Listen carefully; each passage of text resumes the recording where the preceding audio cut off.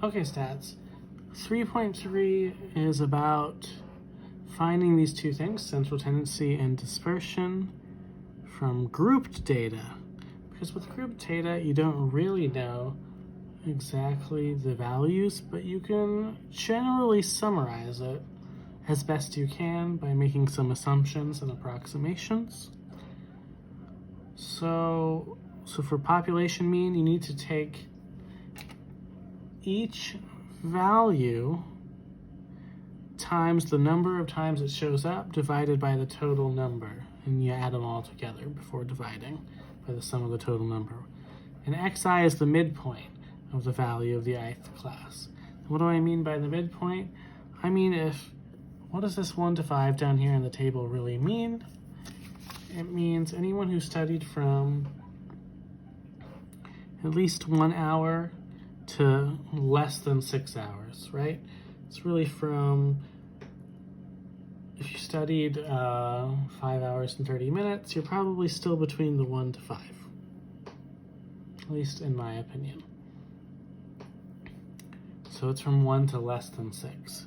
So what's the midpoint between really 1 and 6, and then 11, 16, 21, 26, 31? What's the average of 1 and 6? That's the midpoint. So 1 plus 6 over 2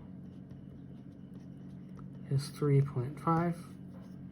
Then it looks like it should just go up by 5s from there. So 8.5, 13.5, 18.5,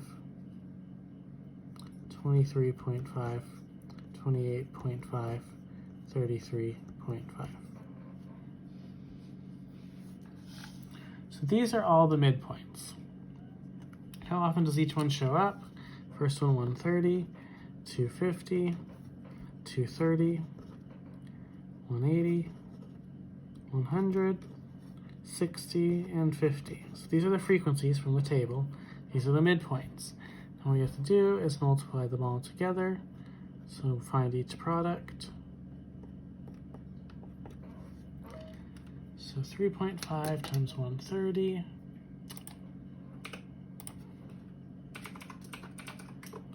That's where your calculator comes in handy. It's 455. 8.5 times 250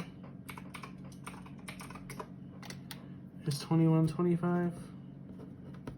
13.5 times 230 is 3105.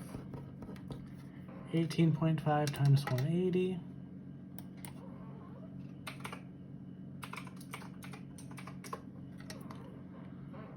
is 3330. 23.5 times 100, I can do that one, it's 2350. 28.5 times 60, 1710. And 33.5 times 50 should be 1675. Yeah. Now once you've multiplied these all together, what the formula says, so you need to add all of these and then divide by the total number of people. So I need to take all of these together and add them, see what my total is. 455 plus 2125, 3105, 3330, 2350, 1710, 1675. So it's 14,750. Now I need to divide by the total number here. The total number and the frequency, how many people there are. Because that's how we do the average, right? We take the total number divided by the average, like the sum divided by the average. That's what we're doing here. We just don't know the exact number, so we're approximating what the sum would be. So 130 plus 250, 230, 180, 100, 60, 50. Oh, it's 1,000.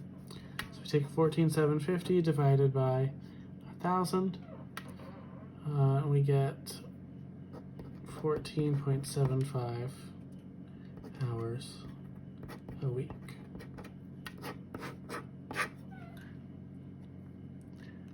So generally speaking, doing this by hand is not the most fun, but we're going to practice doing what we call a weighted average.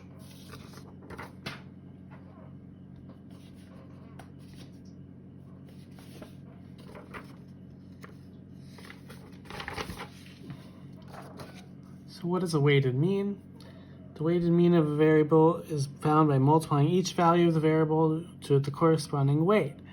You probably do this all the time in life when you're trying to calculate your average in school. You're like, well, tests are worth 65%, homeworks are worth 15%, my finals worth 20%.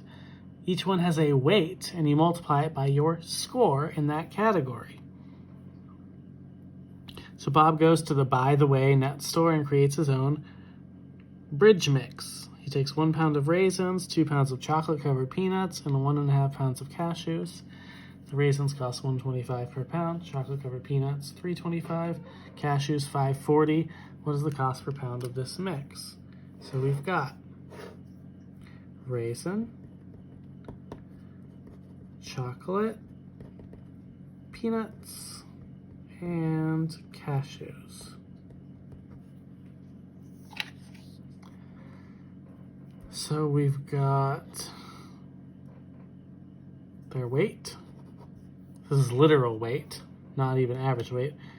It's 1 pound of raisins, 2 pounds of chocolate-covered peanuts, 1.5 of cashews. What's their cost? Raisins cost $1.25, chocolate-covered peanuts $3.25, cashews $5.40.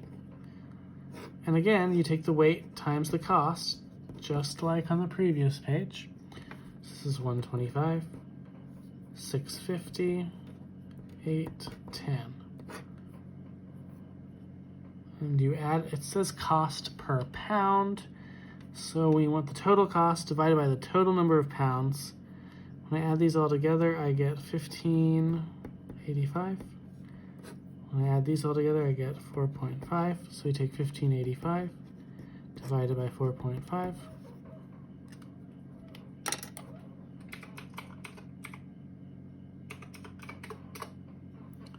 And get, it looks like about $3.52 per pound.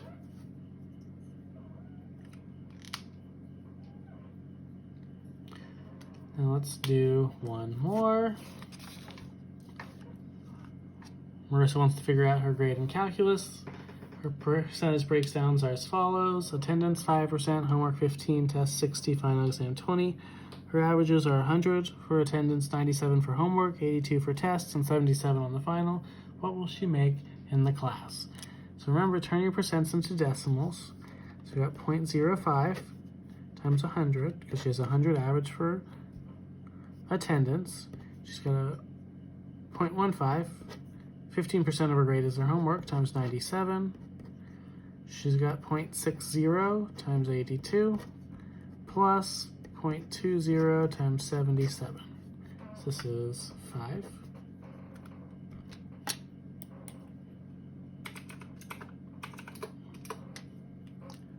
This is 14.55.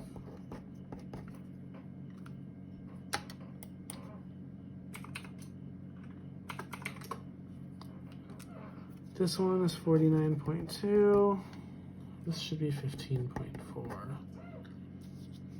So then you add those all together. 5 plus 14.55, so this is now 19.55.